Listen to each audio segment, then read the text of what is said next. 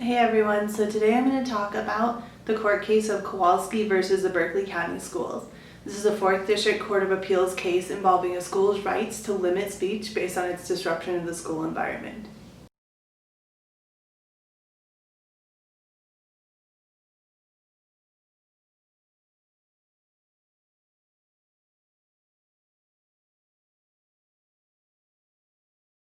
The key events of this case happened on December 1st, 2005, when Kara Kowalski returned home from Musselman High School in Berkeley County, West Virginia, and from her personal computer created a MySpace page entitled SASH, or Students Against Shay's Herpes.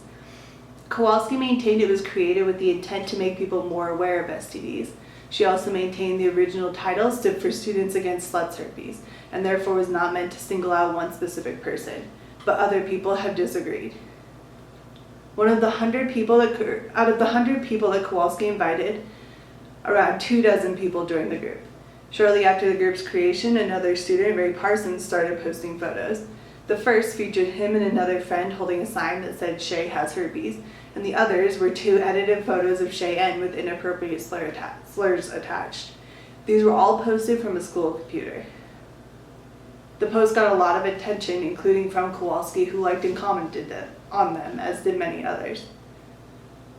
Within hours, Shay and her family had found out. They would meet with school administration the following morning, and Shay would not return to school.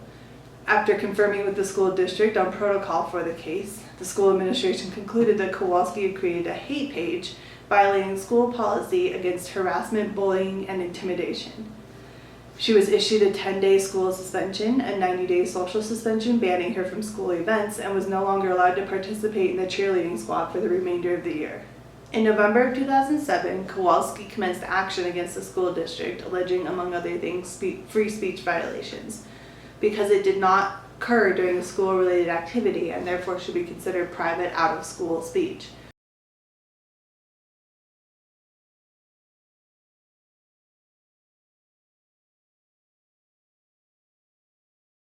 The free speech claim was initially dismissed because Kowalski did not claim she was disciplined under the school's policy for engaging in speech, but rather she was disciplined under harassment and bullying policies. The courts also dismissed the other claims Kowalski had brought forward. She then appealed to the 4th District Court of Appeals, asserting, quote, "The Supreme Court has been consistently careful to limit intrusions on students' rights to conduct taking place on school property, at school functions, or while engaged in school-sponsored or school-sanctioned activity." She also stated the court has been careful to protect students' rights to free speech outside of a school setting.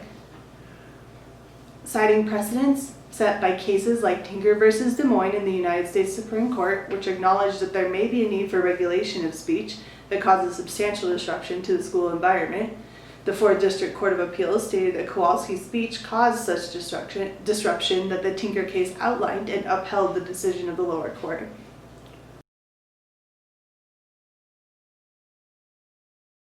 Previous rulings have been given out in cases involving in-school speech.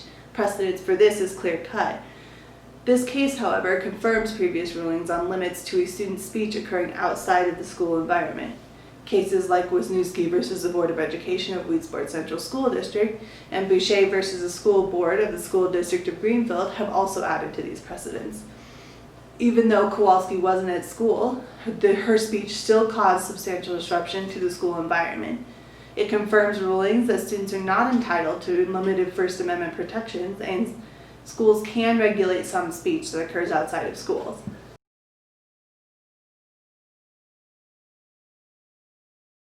I was really intrigued by the relevance of this case. With social media becoming such a huge factor in our day-to-day lives, there really isn't a lot of legal precedence regarding the regulation of it. But through cases like this, there's more guidelines for speech that occurs out of school but reaches and impacts the safe learning environment of students.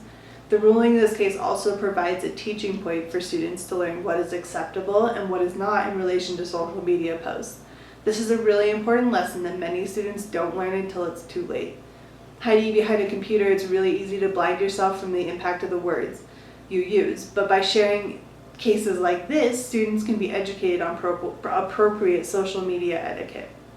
I feel that as teachers, it has become our responsibility to educate students on many of these things as our world shifts more and more online, and technology has an increasing impact on our lives.